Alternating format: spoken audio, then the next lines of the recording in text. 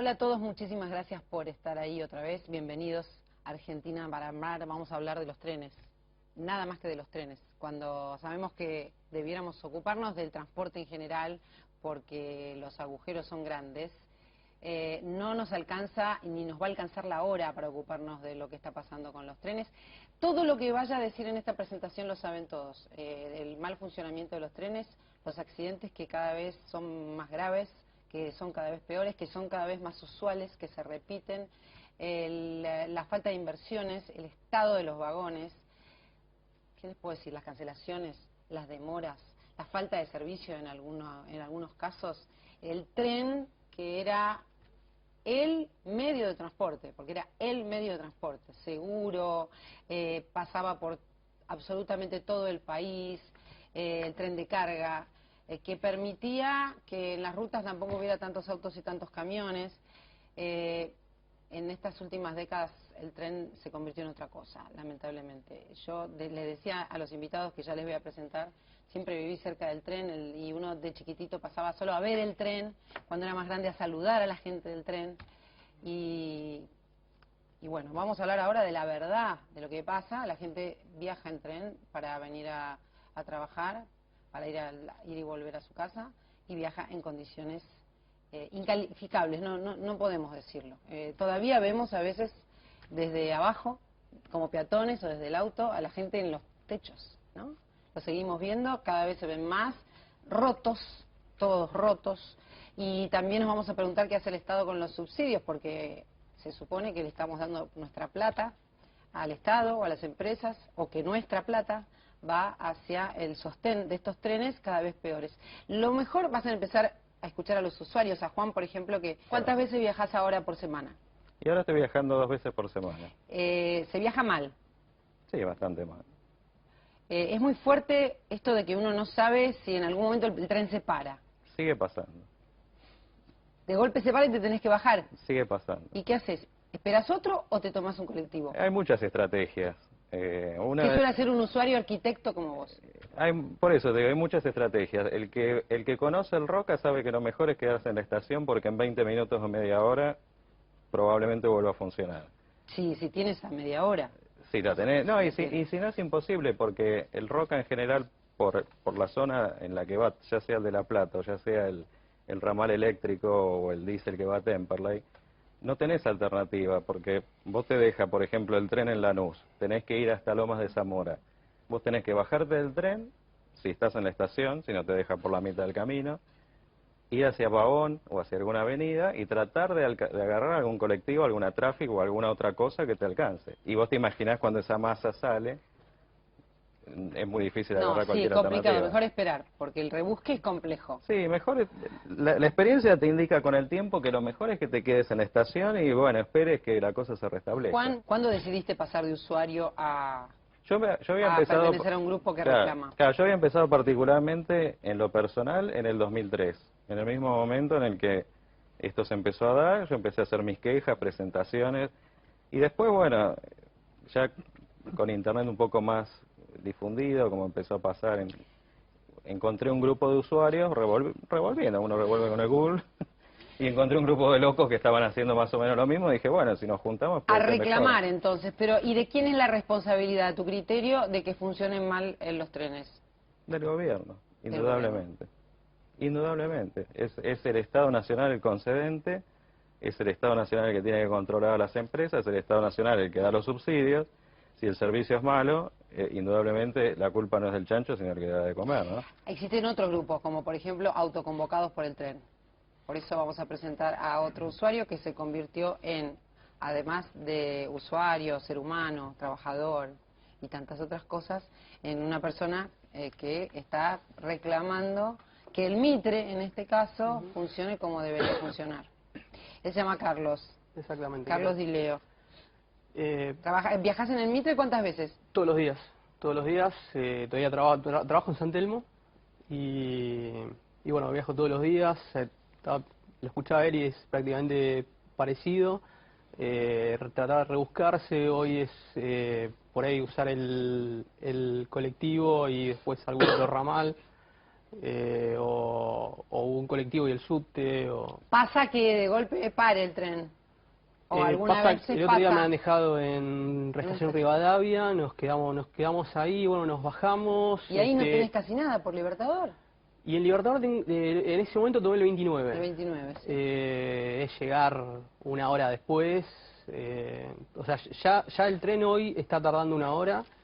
Cuando tardaba 30, 45 minutos, hoy está tardando una hora o más. Si yo me tomo el bondi es tardar más de una hora. Esto otra obviedad, pero para que vayamos anotando todos, ¿no? Y hacer uno se tomaba el tren y sabía que hora llegaba, tenían horarios. El tren salía a una hora, 0x, quiero decir con minutos, con segundos, y te lo perdías también, ¿no? Y también sabías a qué hora llegabas, que era lo que te decía tu mamá, por eso yo tomaba el tren. Exactamente. Es que si tomabas el tren sabías a qué hora llegabas. Exactamente. De hecho, bueno, lo que decías vos de elegir tu casa, de estar, bueno, nosotros elegimos nuestra casa, es decir, estoy a 3 cuadras de la estación. O sea, tengo que tomar el tren para poder llegar y la verdad es que hoy... Anotemos eso también, eso era un haber, así como uno dice, estoy a 2 cuadras de la avenida, vendo este departamento, a 2 cuadras de una avenida, ¿no? No sé, hay quienes lo dicen a 1 cuadra del shopping. Vivir cerca de una estación era parte de algo que le daba un valor al lugar donde uno iba a vivir. Más si trabajas en el centro. Más si trabajas en el centro. Bueno, igual seguís usando el Mitre. Sigo usando igual porque en definitiva es lo que... una vez iba en avión y el piloto dice, recuerden que el avión salía tarde, recuerden que el avión es la forma más tarde de llegar, más fácil de llegar tarde a cualquier lugar. Y el tren es prácticamente lo mismo, o sea, en definitiva, o bueno, lo mismo no, porque hoy ya no sabés qué va a pasar. Es muy loco lo que pasa porque la gente se resigna, se acostumbra, ¿no? Que tampoco sé si hay otro remedio, pero es como que uno ya naturaliza lo que está mal. Y bueno, y sí, qué sé yo, me quedo ahí en la estación, no tengo más remedio porque yo ya vi que el rebusque lleva más tiempo, espero el próximo tren y sí, sigo tomando. Sí, lamentablemente veo muchos resignados. Hoy, bueno, hay veces que en retiro por ahí empiezan a aplaudir cuando ya no viene el tren y tarda mucho y eso, pero hay muchos que están resignados, te dicen, no, pero ¿para qué estás haciendo esto? No va a pasar nada. Y no, de alguna forma... ¿Para qué sirve hacer una denuncia? Digo, para los que no quieren resignarse, ¿para qué sirve? Además de por la dignidad propia, ¿no? Bueno, es lo mismo que cuando te roban, digo, ¿para qué sirve hacer la denuncia? Bueno, para que no te digan que es una sensación.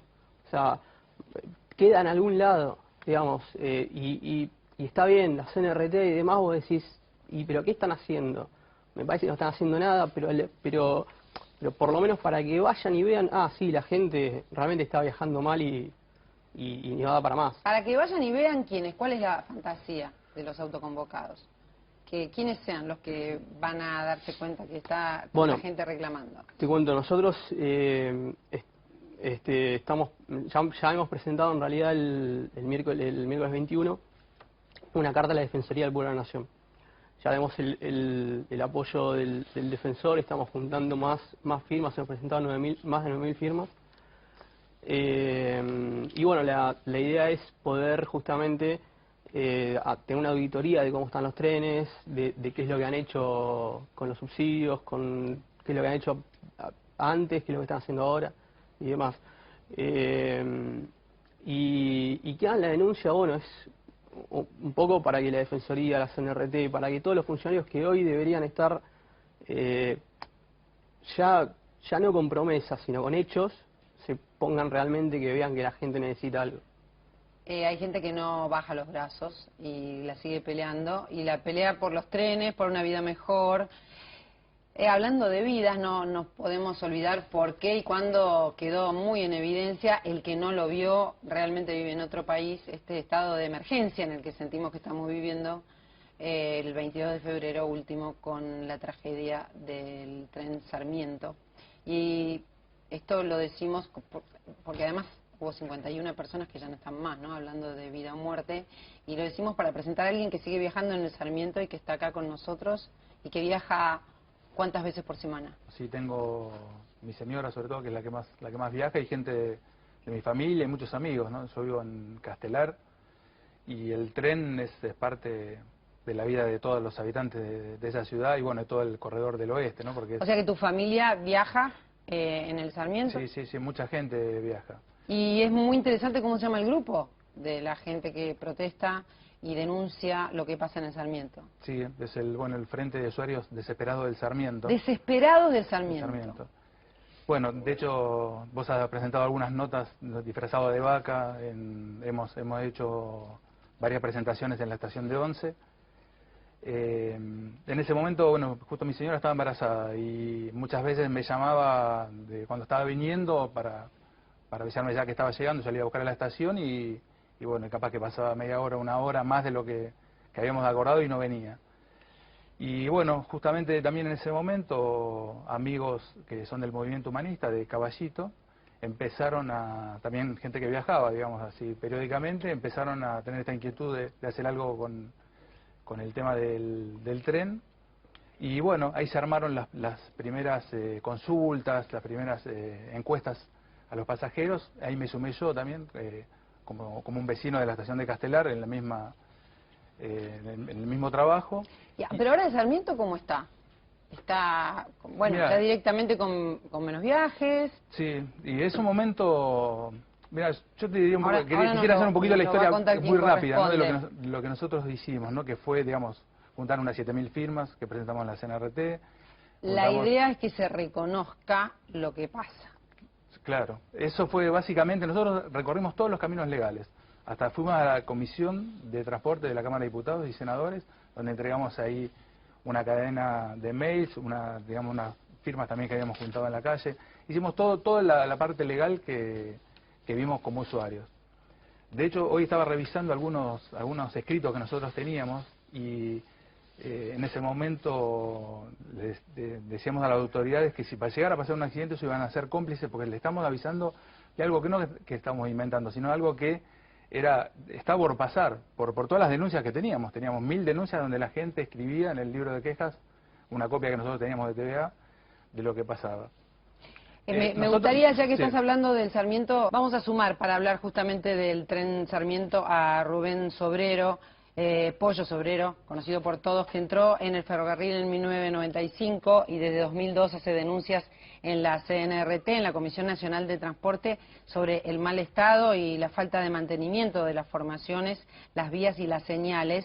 2002, y hoy el secretario general de la Secretaría General de la Seccional Buenos Aires Oeste de la Unión Ferroviaria. Y sería bueno que contaras lo que pasó, porque nos decía recién Carlos que fueron avisando lo que iba a pasar, ¿no? Que se fue intuyendo lo que iba a pasar. Y ahora, más que nunca, se sigue intuyendo, porque no cambió nada. No, sí que cambió, estamos peor. Bueno, puede pasar algo peor. Estamos peor porque yo recuerdo el otro día, nosotros tenemos una página web que tenemos muchos videos, mientras que lo escuchaba al compañero, y me acuerdo que en el año 2004 nosotros iniciamos una campaña que decíamos que se venía un cromañón ferroviario. Y mirá qué ironía, ¿no? Porque a metros de lo que fue Cromañón sucedió la tragedia, que en realidad no son 51 muertos, son 52. Sí. 51 más 1, como dicen los familiares, porque había una persona que estaba embarazada. Y la verdad que nosotros las denuncias que vinimos haciendo, solamente, y como lo dijimos en su momento, solamente se podía sostener este grado de corrupción por la complicidad que habían entre los empresarios, el gobierno y los gremios. Si no, sería imposible haber llegado a lo que se llegó.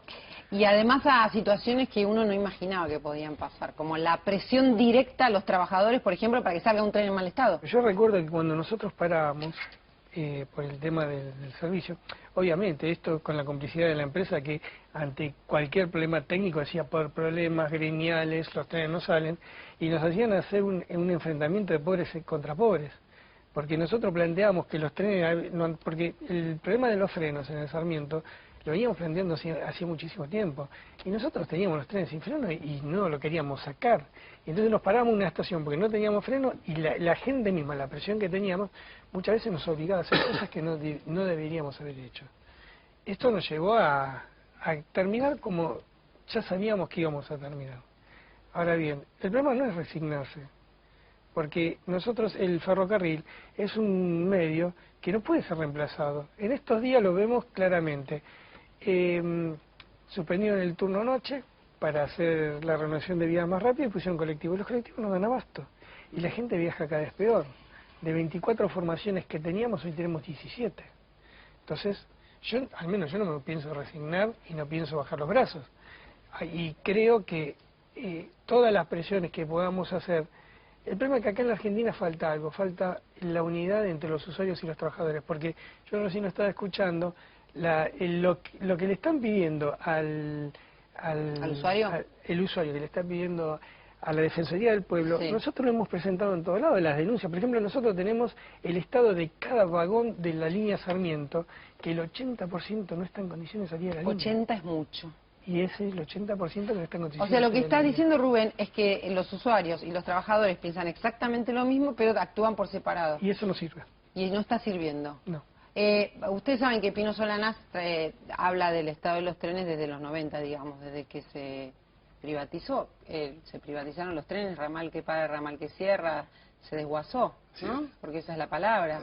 Se remataron vagones y pasaron tantas cosas tristes, tristísimas. Desde esa época se ocupa de los trenes, como cineasta también, como documentalista, y en este tiempo también es director de la película La Próxima Estación.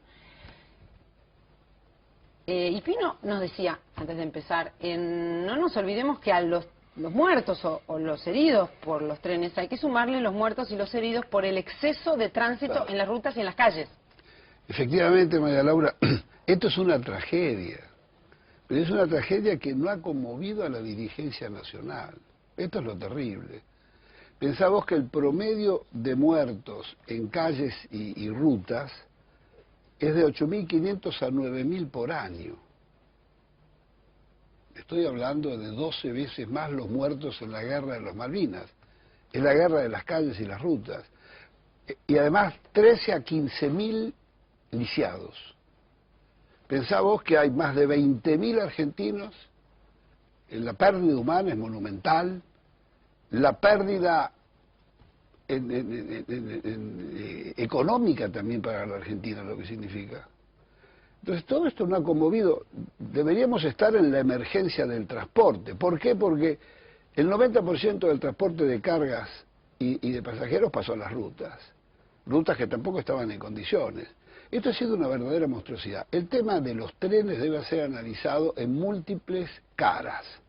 Por un lado está la tragedia humana, por otro lado está la pérdida monumental para la nación, porque Menem, al suprimir el 80% de los trenes, deja a las provincias, a los provincianos sin el derecho constitucional de viajar en forma segura, económica y regular. Pero además acaba con las economías regionales, acaba con el transporte del pequeño bulto, del pequeño productor, que cargaba sus bultos en el tractor y los llevaba a las estaciones vecinas. Esto ha sido Eso provocó un éxodo de más de 1 millón de argentinos, porque 800 pueblos murieron. Eso a lo largo de todo el país, y recién Rubén decía lo que pasa en la ciudad. La gente pasa a viajar en colectivo, los colectivos no dan abasto. Todo es yo creo que la radiografía de los trenes es la radiografía de una nación.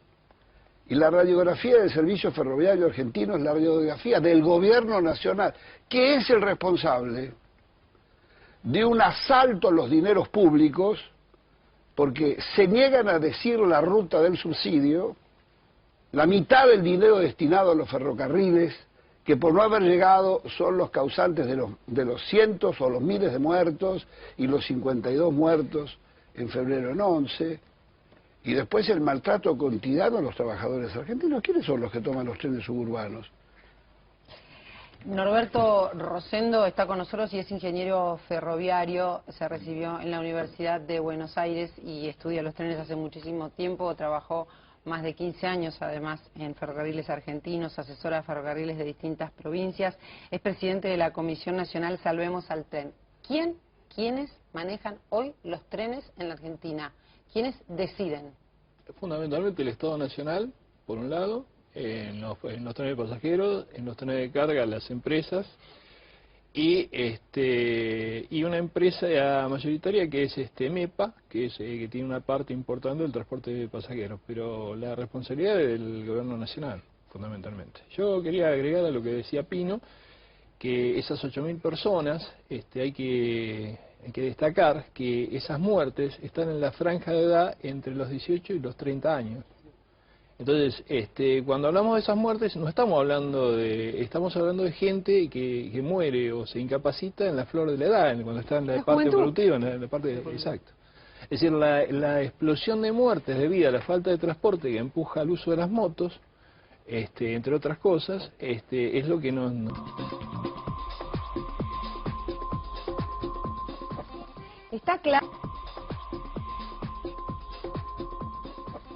Está claro, quedó claro lo que hay que hacer para que los trenes vuelvan a funcionar mínimamente. Una inversión gigantesca de miles y miles de millones de dólares. Hay que armar todo de nuevo.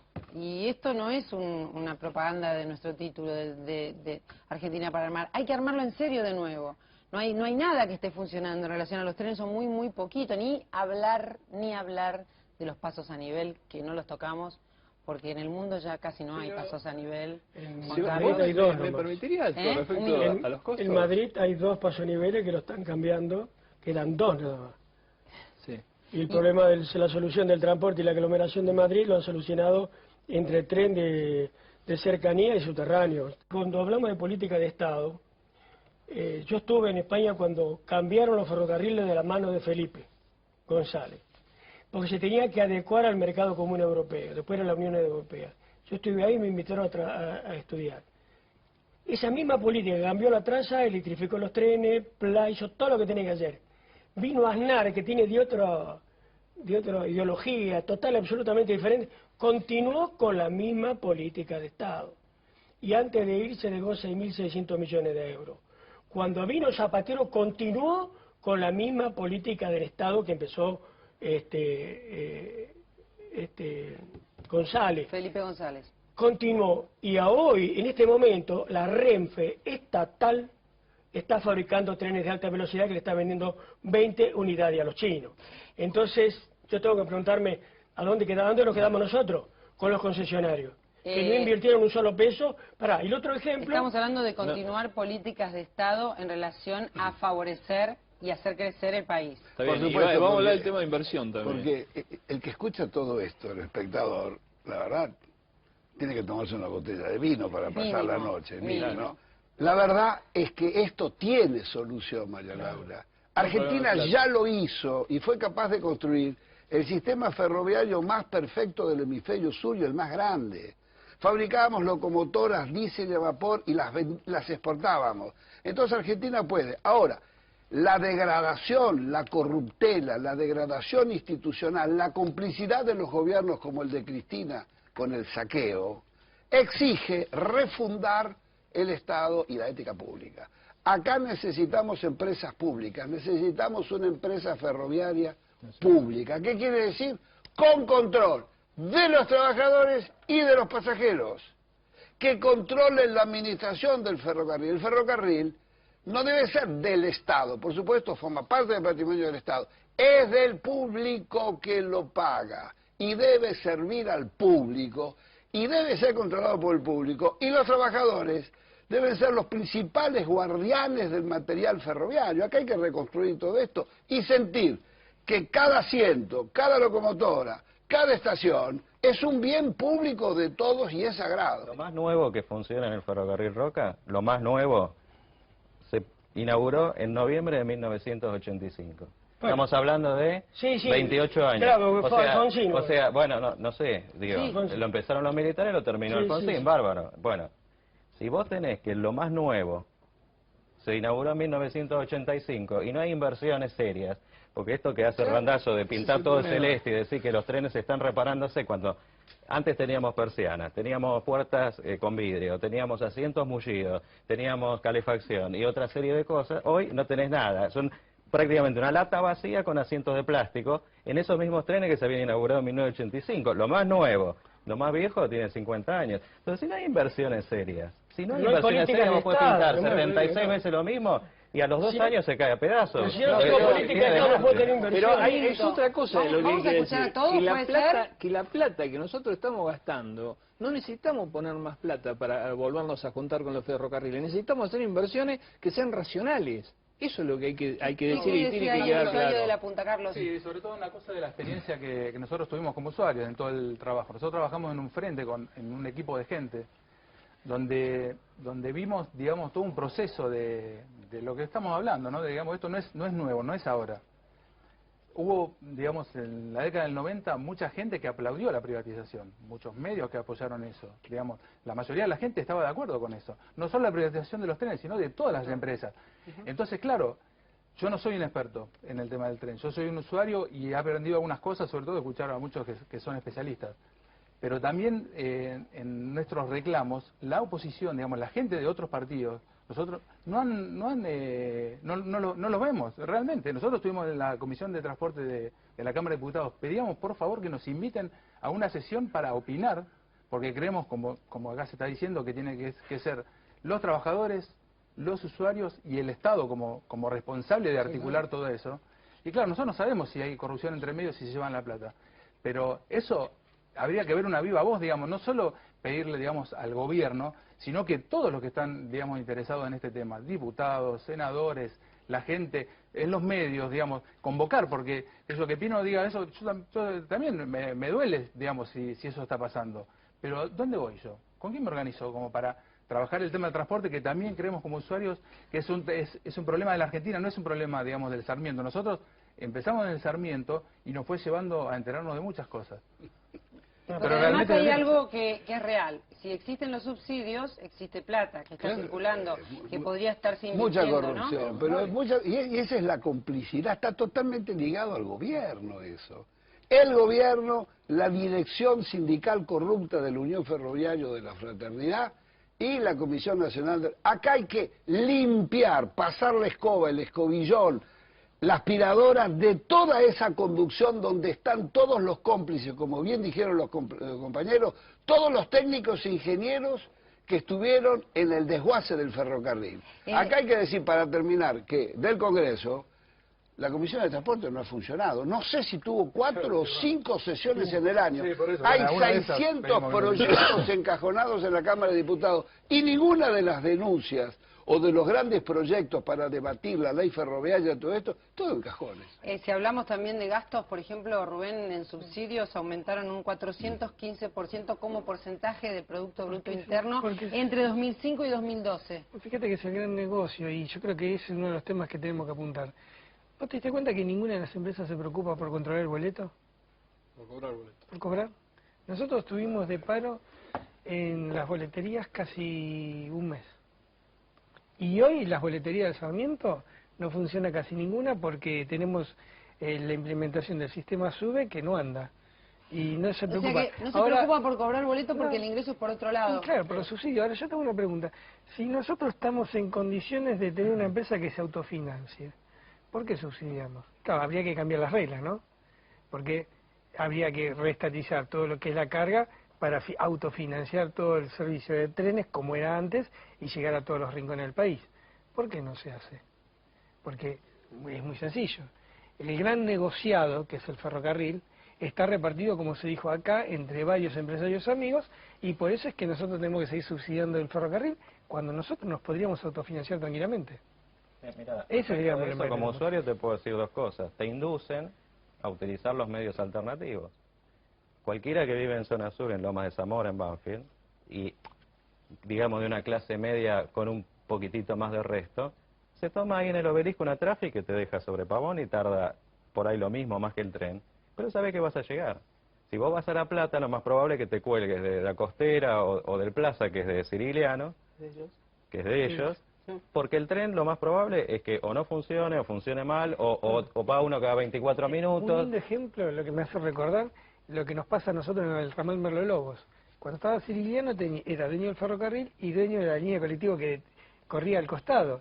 Entonces no se ponía un peso en los trenes del ramal porque le convenía más que vayan por los colectivos y ambos estaban subsidiados. Entonces, ¿qué hacían?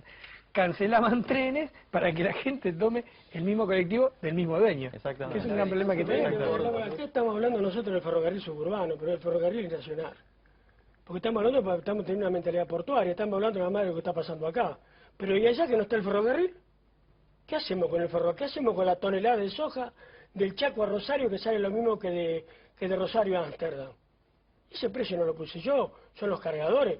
Si yo no tengo una mirada federal de la cosa y del ferrocarril en general, y yo estoy en una quintita, que es la quintita de la capital federal y Gran Buenos Aires, volvimos a lo mismo.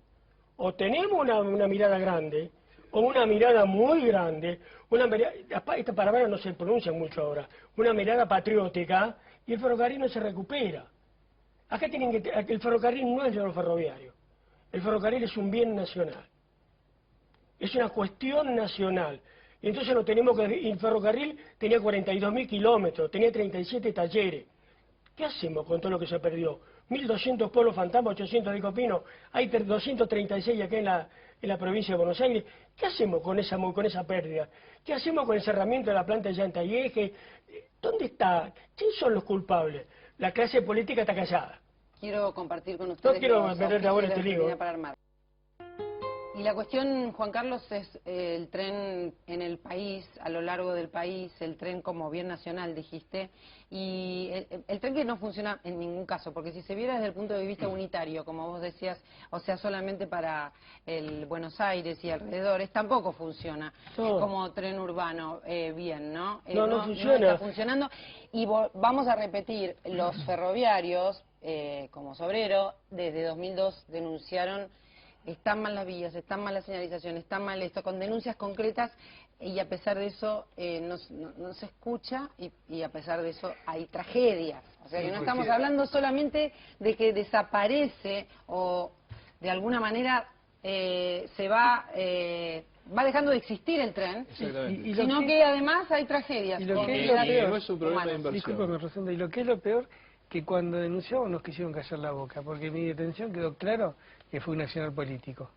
Porque cuando Aníbal Fernández decía de que tenía los bidones que habían encontrado y las filmaciones, todavía lo estamos esperando, quedó bien en claro que fue un accionar político eso. Porque hasta el día de hoy no se pronunciaron. Y es más, soy el único, todavía sigo procesado y el juez nos anima a decir que me levanta el procesamiento porque es un papelón. Papelón terrible. Sin ferrocarril no hay unidad de la nación. ¿Por qué?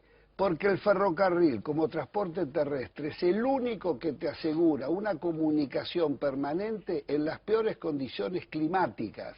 Con lluvia, con nieve, con neblinas, entra y sale el ferrocarril. Yo diría que hay que reconstruir ese tejido y Argentina lo puede hacer. Hay que convocar los saberes y todos los técnicos que fueron dejados de lado y expulsados del ferrocarril por oponerse al desguace. Están todavía, en esta mesa están. ¿Por qué dicen que no se necesita inversión? Porque con la plata que se gastó en los últimos 10 años tendremos que tener un tren mejor que en Francia. Pero no está la plata, ya no, se pero gastó. todos los años gastamos 300 millones de dólares en el sistema. Todos los años hay un presupuesto ferroviario que se sigue gastando mal. Eso es lo que estamos Eso es lo que está diciendo él. Pero que hay un proyecto para trabajar y recuperar el ferrocarril. Por ejemplo, el soterramiento que va a costar 200 millones de pesos se resuelve con 12 millones, haciéndolo bajo nivel. Hay una salida Por ejemplo. Hay una salida que yo creo que tenemos que discutir seriamente, que Pino le dice pública, yo le digo reestatización, pero nosotros tenemos que replantearnos para qué vamos a seguir pagándole a empresarios que se están haciendo un gran negociado y que los trenes cada vez andan peor. Exacto. Yo creo que tenemos que discutir un sistema ferroviario que sea estatal, controlado por los usuarios y los trabajadores, y que la carga empiece a financiar al pasajero para que se acabe el curro de los subsidios. Sin mantenimiento, sin controles, sin inversiones, así estamos con los trenes. Todos, seguramente, si hubiese un plebiscito, diríamos en estos momentos que queremos volver a los trenes de la Argentina. Hay inversiones, pero eso van no lo al van a hacer. bolsillo. Hay inversiones, claro. pero no va donde María Laura, se faltaba debiera. una cosa, desaparecieron 83 policlínicos. El sistema de salud. El sistema de salud, que viene del año 35, desapareció hasta el Policlínico Central, que era un hospital escuela, y se lo malvendió, hasta quiso vender el edificio Pedraza, todo lo pudo vender porque fue donado exclusivamente para el Policlínico. Es decir, nosotros hemos hecho un trabajo en la Universidad de Tandil Cuando llegó el ferrocarril, aunque fuera inglés, aumentó la longevidad de la población, porque llegó el servicio. No hablemos de los trenes sanitarios, no hablemos de la exquisitez que tuvimos un tren de las Artes, estando por 5 años, no hablemos de eso. Todo eso se perdió y todo eso hay que recuperarlo. Cuando hablas de inversiones como corrupción, estás haciendo una ironía, ¿no es cierto? No, estoy diciendo la verdad. ¿Una inversión? Acá la mitad de los subsidios que han venido a la vía durante estos 20 años, la mitad quedó por el camino. Lo primero que hay que investigar con una auditoría seria es la ruta de los subsidios, a dónde fue a parar. Y la otra, la auditoría de inventario de todos los bienes ferroviarios que fueron chatarreados. Hay que preguntarle a Taselli. ¿Qué hizo con la locomotora que cortó en la roca? ¿Qué hizo con el taller que estaba en retiro, que lo desmontó enteramente y el gobierno nacional lo permitió? De todo eso hay que preguntarle a Julio De Vido, que es el máximo responsable operacional del desguace de los ferrocarriles en estos 20 años. Simultáneamente lo que piden los usuarios es que, simultáneamente a las investigaciones, al castigo por corrupción, lo que piden los usuarios y lo que piden los trabajadores es un sistema de transporte nacional que funcione, que se parezca a lo que es un país que crece. Si ustedes quieren volver a ver este programa, tn.com.ar. La Argentina tuvo el mejor sistema ferroviario de América. Pasamos de tener más de 40.000 kilómetros de vías a solo 7.000. La mayor responsabilidad por la crisis del sistema ferroviario la tiene el gobierno nacional, porque no fiscaliza a las empresas concesionarias y porque tampoco controla qué hacen con los subsidios. Los concesionarios no invirtieron un solo peso y no se preocupan por cobrar los boletos porque sus ingresos vienen de los subsidios. El negociado de los trenes está repartido entre empresarios amigos del poder. Los trabajadores hace años que vienen denunciando el mal estado de los trenes. Habían advertido que podría pasar un cromañón ferroviario mucho antes de la tragedia de Once. Hoy los accidentes siguen. El presupuesto nacional tiene asignado 300 millones de dólares por año para los trenes. Es decir, que la plata está, pero se gasta mal.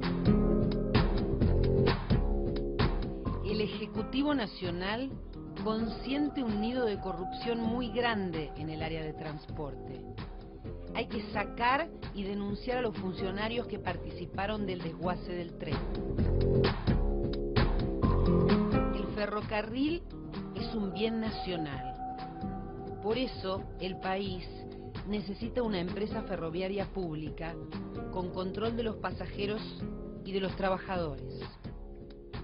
La radiografía de los trenes es la radiografía de la nación.